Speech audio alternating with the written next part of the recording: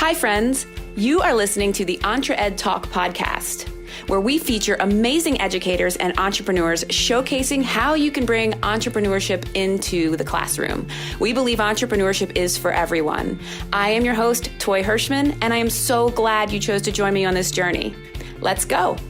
All right. Hey, everybody. Hi, friends, and welcome back to another episode of the EntreEd Talk podcasts. I, again, am your host, Toy Hirschman, and with me today is an absolutely amazing teacher, Jess Drayer from Penn Charter School, and she's going to be one of our presenters. So this is part of our presenter podcast series. And we are hoping to leave you all with lots of cliffhangers and awesome information so that you can come to the conference and learn more and also just engage with EntreEd and all of our amazing educators. So welcome, Jess. And you just heard her school bell because she's actually in school right now. And I'm just so glad that she carved out some time for us. So welcome, Jess. Thank you for coming to the show today. Thank you for having me. This is so awesome. So we read your presentation description and we're blown away. It has some pieces that are on my heart, but I won't give that away just yet. But why don't you tell us a little bit about yourself, how you got to where you are today? Because being in an entrepreneurship focused school and as a STEM teacher, I think you got it made, baby. It's a great place to be. But tell us how you got to where you are. And then we'll talk about your presentation and all other things that we decide to come up with. This, like you said, this is definitely my dream job at my dream school. It's been about 18 years of education in the making. I was born and raised in California. I was raised by a teacher, so teaching is in my blood. But I'm dyslexic, and so education was really a challenge for me. And that inspired me to want to go into the education field.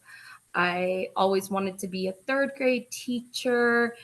I honestly never thought I would do technology or science. As a kid, and even in college, hated science. So I started teaching second grade in Compton, California, went to fifth and sixth grade in Anaheim, then ended up moving to Pittsburgh and had some time where I stayed at home. And I wanted something in the education field, but I still wanted to be the stay-at-home mom. So I actually got a job at the Carnegie Science Center as a stay-at-home mom. And that's where I fell in love with science at 30. Oh my gosh, that's so cool. This was definitely a roundabout route to finding my life's passion. So I started teaching their coding classes, their technology classes, and just really found I loved science, but I wanted more connection with students. I would have a student for a workshop and never see them again. So I went back, got my science teaching certificate, got my ed tech teaching certificate, and I went into middle school science. And I loved it. But I got frustrated because students kept asking me, when are we ever going to use this? And every teacher has had that question. And I did not have a good answer. Except maybe PE. Yeah, exactly. So I just didn't have a good answer. And that's when I started looking at applied sciences and when would they ever use it, which made me start looking at businesses and the real world and entrepreneurial. And I found this amazing school, Penn Charter School of Entrepreneurship. And I sort of kind of stalked their website for a couple of years until they had a STEM opening. And as soon as they had a STEM opening, I applied. And I love being able to take what the students learn in math and science and show them, look at current events, look at the current problems. Where can you use this? We're learning about the water cycle. Look at the Great Pacific Garbage Patch. Look at the technology and the robotic ships that are now picking up that pollution. And how could we be a part of that solution? So showing the students, you're learning about this concept, but then what's happening in the real world, what's happening with business, how can you be the next innovators, creators, business creationers? That's not a word, I made it up. I'm down. So then, and to show them and inspire them and excite them from elementary on.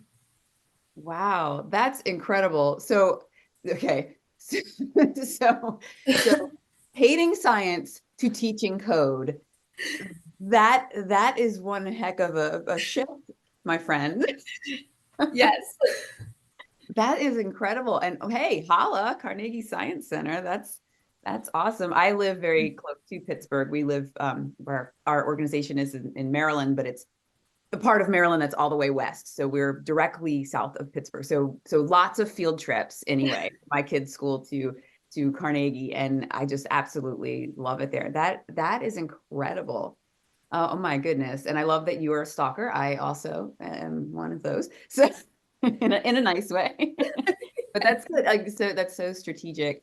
Wow. So I also love that you touched on the idea of where am I going to use this? And as someone who has two tweens, well, one actually teen and a tween in my own home, I hear this all the time. It's not, I wish I had a Penn Hills. No offense, Garrett County, but I did. But it's that relevance piece that like we know where it's applicable. And when I switched careers, I was an algebra teacher, which is the hotbed of where am I going to use this? Yes, it is. And I know I can tell you where, but nobody believes me. But it's just interesting when you make that connection. And I think that's where entrepreneurship lies, at least in my opinion, when you make that connection from, okay, I'm doing this science experiment, I'm doing this coding lesson, I'm doing this, whatever it is, social studies, third grade math, whatever it is, I'm doing this thing. How does it impact somebody in the world? Where does it connect to the world, and where does it connect to something that I get? And I think a lot of that is missing. We just, okay, we're in science now. Okay, science is done. Goodbye. Like that's where we're missing the boat, I think, a lot of times. Absolutely. Amazing. Well, so I want to hear more about what do you think, well, first tell us about your presentation at the conference and just a little bit about how you decided to talk about it and what it's going to be about, but don't give any spoilers away. Okay. So my presentation at the conference is called Creating Innovators for the 21st Century. And so it's twofold. We're going to look at what mindsets are critical for successful entrepreneurship. So giving them a business background of what is entrepreneurship, how does an entrepreneur think, what mindsets do they need to have, but then bringing in the tech side as the STEM teacher. Okay, your boss says we need to create an Apple product for this problem. That's the business mindset, but then they need the engineering mindset. So we're going to then look at computational thinking and engineering design, and we're going to look at how easy and seamlessly entrepreneurial mindsets, computational thinking, and engineering design all blend together perfectly. I'll have some hands-on activities that are unplugged. I'll have some hands-on activities that are tech-based, some robotic pieces, and then I'll have some hands-on activities that are based on current events and situations that are happening in our world right now. I'll have some pictures from my classroom, and then I really look forward to hearing brainstorming and talking with the other participants. I think our strongest attribute is when we collaborate and work together and share ideas. So there'll be a lot of hands-on and interaction too.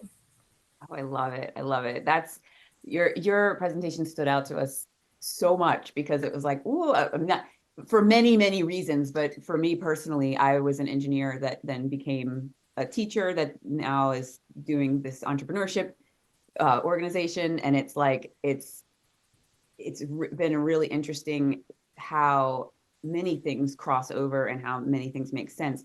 How do your students feel when you're talking about these ginormous words? Because I can only spell entrepreneurship half the time. Thank goodness for spell check. But like entrepreneurship and engineering, you're like, hey guys, we're going to do entrepreneurship and engineering. And they're like, do they look at you like your hair on fire? What happens? One of the best things about Penn Hills Charter School of entrepreneurship being in the title, is the kids are used to hearing that title and they're used to hearing that word. So I don't have that deer in headlights look from my students. Teachers who don't teach at an entrepreneurship school, I think an easy crossover would just be like business thinking. And I love bringing it to, okay, how do you think Elon Musk came up with a great idea? How do you think Zuckerberg came up with a great idea? Bring in the names that they always hear, and or even Mr. Beast. How did he come up with his ideas? Love Mr. Beast. I know. Like we have like good lessons come when I relate it to their world, but then push them to think outside the box of, okay, you're going to be the next Mr. Beast. You'll be the next Zuckerberg. What problems do we have? What problems did they see?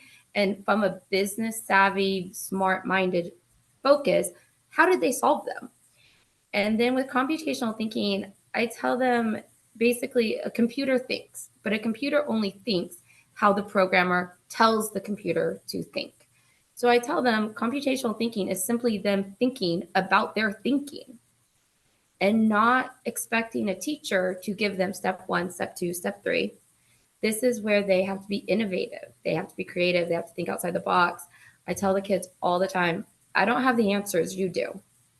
And keep asking questions. You'll keep getting answers. Famous line from Miss Frizzle. And so they letting them know they need to think about their thinking. They need to think about what problems there are in business and where, like, what products do they want that none of the businesses have? Create it. Right. I love that. I love that I love that you go to that level of where it's more about empowerment. It's more about students being more self-directed. That's something that I know is also very challenging, because traditionally, as we move up the chain in the academic, your academic career, traditionally you get this, okay, learn it, test it, move on, and don't, there's a right answer, there's a wrong answer, that's it. Yeah. And that becomes very stressful when then all of a sudden I'm living in my own house right now, because all of a sudden my youngest is just straight A, teacher pleaser. I mean, everything all the time. And he's completely praised for that. And I'm very proud of him, but he's also, when he gets any of these assignments that are like open-ended or more student driven, he freezes. And he's worried that he's going to do something wrong. And I've seen a lot of students like this. I'll go into schools as like this crazy one-off person now, and be like, we're doing this event and and even then kids are like, well, but what do I need to do? I'm like, just make this thing go here to this, and then do this, and just make this happen with these materials. And they're like, but how, and it's that empowerment for students to be able to feel like I can try something and it's okay if it doesn't work out perfectly the first time. It's so interesting that you mentioned that, because I get to teach kinder through 8.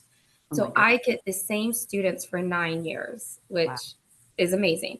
And I've only been at this particular school for 2 years, but I can tell you when I came here, my first year, I definitely got the same responses from my older students, my 5th graders and up. Deer in headlights, what do you mean you're not telling me what to do? You're like, you need to help us. Like, what's the answer?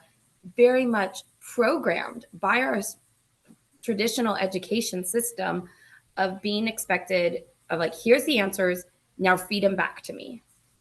And that is how our traditional education system programs our students. But that's not going to help them in a career. That's not going to help them once they get a job, because no boss is going to spoon feed, do this, this, and this, and then the students just spit it back. What I found is my kinder, first, second graders were totally fine with open-ended. So if we can capture these students in kinder and first and second and equip them with these big complex problems and give them this open-ended opportunity, they become comfortable with ambiguity. They become comfortable that failure is actually feedback, and they incorporate it into their next iteration of their next engineering design. And as long as we can equip them from a young age and make that the norm, then they're so much more comfortable by middle school, by high school, and those will be our innovators come college and career. I know. I love that. I love that. And I found that as well. When I started teaching, I went upper, middle and high school because I'm afraid of the little guys. There's a lot of work. Not, I did the same. I started middle school and I've worked my way down. I did the opposite. It was like, ooh, they don't understand sarcasm. I'm in trouble. But then after working with younger kids, it's so true. They don't have that fear built in yet of I have to get this right or else there's no other, I'm going to fail this test to be, it's hard for them to process that there might not be a test. It might be some other kind of assessment. And that's hard. I would love for you to speak to that too. How sometimes the reason we don't shift into the kinds of learning that you're doing is because one, we don't know how to assess it. And two, we as teachers, I feel like teachers feel like they lose control. And some teachers are scared, like, oh my, what if I lose control? That's, it's going to be crazy. Kids are going to be running around and someone's going to come observe me and I'm going to get fired. And, My classroom is very loud all the time. The students are up, standing, talking, getting materials. It is controlled chaos. I have firm expectations that I set of mutual respect for property, respect for others. But my expectations are not minute. They're very general. Like my expectation is you will have respect for yourself and for the materials. I'm not saying stay seated, stay like only touch your desk. Like my expectations are much more workplace style expectations. And so it is a different classroom management than I had when I taught second grade in Compton. Definitely have evolved and changed, much more facilitator than a teacher. I come alongside the students. I ask them questions. I ask them, why isn't this working? What other ideas have you thought of? What other resources or background information can you learn from to get ideas if you're struggling to get started? The students will give me a hard time that I never tell them anything. All I do is ask them questions. And it's true. I listened to myself one day and I literally said like one sentence all day long and everything else was a question. that's perfect though. So it's like, you're right. As a teacher, I have really had to let go of a lot of control. I have to be okay with noise, a lot of noise. I have to trust the students. But what I have found is when I trust and respect the students, they rise to the occasion. And especially my school is predominantly minority, low income.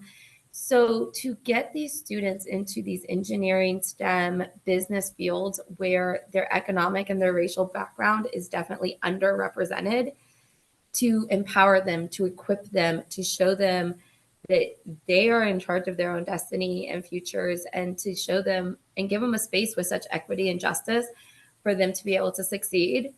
It's amazing. Assessment. Oh, that was the other thing you asked.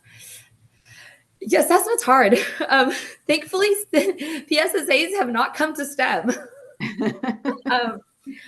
I do a lot of rubrics. All of my assessments are rubric based. And I tell them it's all on a sliding scale. And it's not at the end if their product works or not, doesn't work. A lot of it is how many iterations did they go through? Did each iteration bring some form of improvement? Did they use what didn't work as feedback to improve their design? And so as long as I can see those evidences of learning and progress, that's what's reflected on the rubric and in assessments. It wouldn't translate to PSSAs.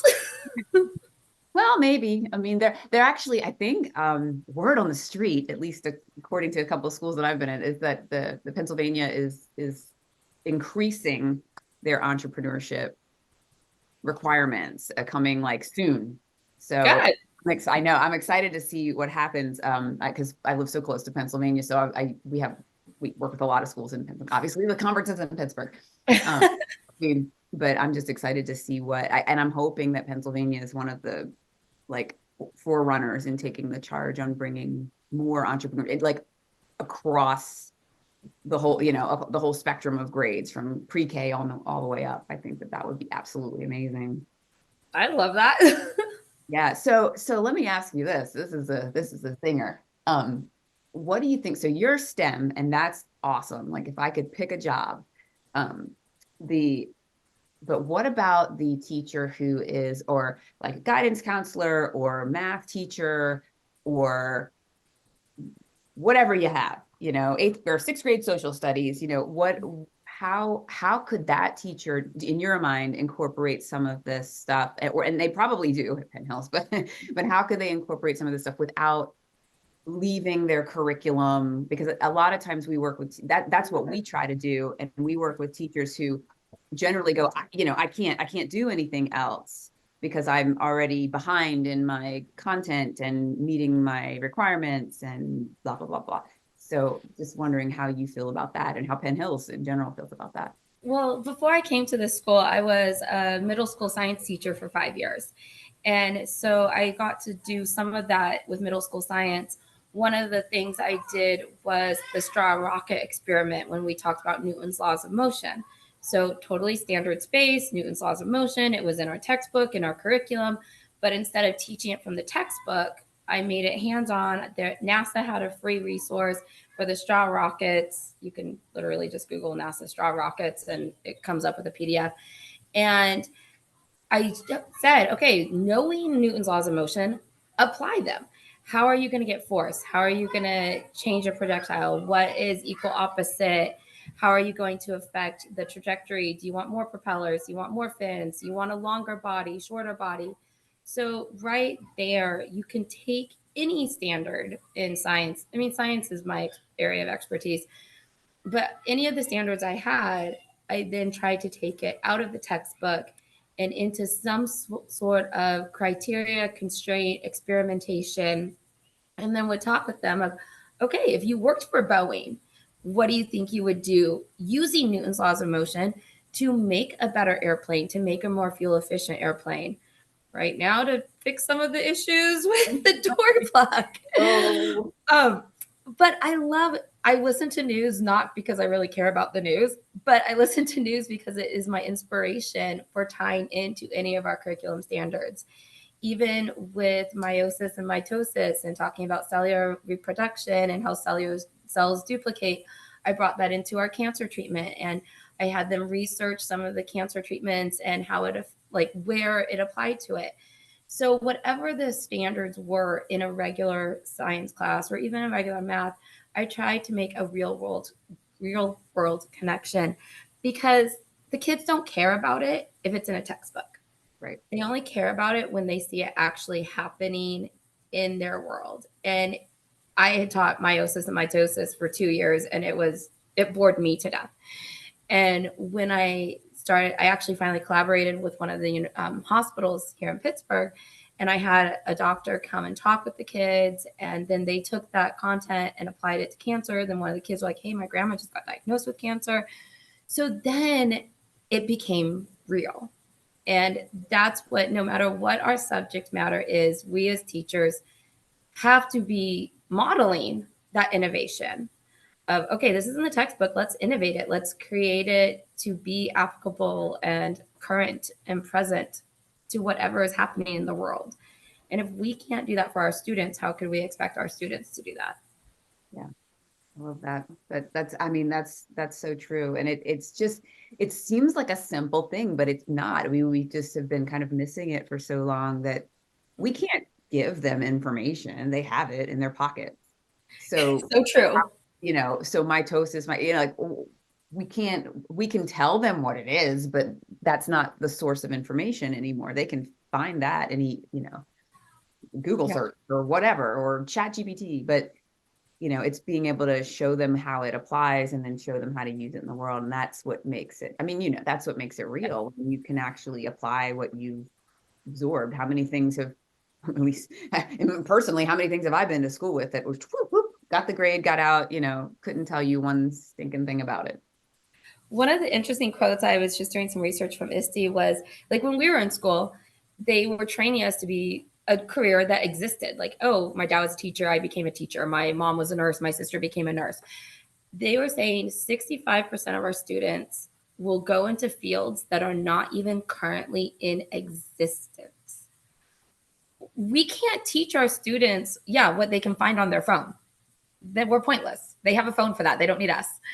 We have to teach our students how to go to the next step. Yep. And that's, I'm so glad you said that, because we talk about that at EntreEd all the time about how we have no idea what we're preparing these kids for. We don't even know what the words are, right? Like, we don't even know what the first word of the name of the field is. And to prepare them, we can't prepare them with a set of technical skills that we don't know, but we can prepare them with what the skills are that they will need to navigate all the uncertainty and the differences, and how certainly they're going to need to shift their career 20 times. We shift our career several times, and it's just becoming more and more prevalent that they'll be maybe completely different, well, like you and I, like wildly different fields, but they all kind of converge. And so that is amazing. Well, I am going to start to wrap it up. I could talk to you all day. I promised we'd keep these at around a half an hour. So, but Jessica, this has just been so awesome. And I'm so thankful that you joined me today. And I am so excited to see your presentation IRL. This is going to be a really cool conference. I'm so excited about it. And also, as the first one as the head of this organization that I've set up myself. So I'm excited and nervous, but I mean, the speakers that we have, you included, obviously have just blown my mind. I'm so thankful and can't wait to see everything. And I hope everybody joins us for the conference. But thank you so much. And I'm looking forward to continue talking with you. Thank you. It's been a pleasure. Awesome. And I love your choice board. By the way, y'all, you can't see it. She's got this choice board, which I'm only assuming is like what students can pick. It looks awesome. Yeah, it's a choice board for either fast finishers or people who just need some more inspiration or just need a brain break. So they can go to the library where I have a lot of resource background books, Legos, logic puzzles, logic games, board games, task cards, engineering challenges. So just a lot more free choice options. I love it. I love it. Well, I am looking forward to seeing you at the conference, and I hope you have it's a Friday, so I hope you have an absolutely wonderful weekend. Thank you so much for joining me again, Jess. Thank you.